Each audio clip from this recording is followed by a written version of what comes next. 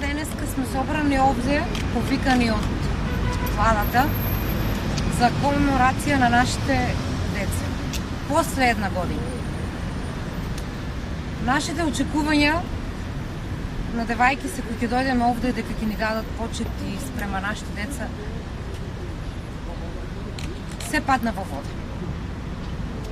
Комеморацијата за нашите деца со 63 жртви за една држава, со, да речам, со 2 страници читање и ајде чао пријатно, толку беше. Ова не го очекувам. Не знам.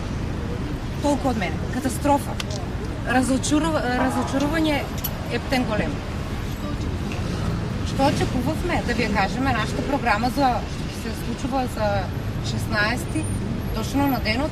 Но сепак една година чекавме државата да се одважи и да организира комеморација за нашите деца. Тоа требаше да се случи многу порано.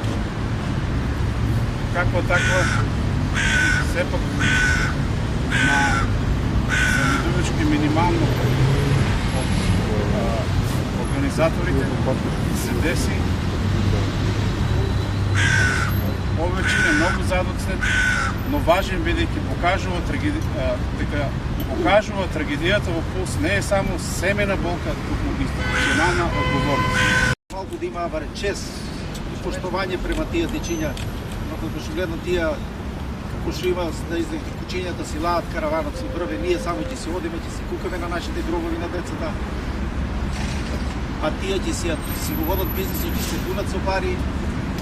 Не знам, не ми е јасно.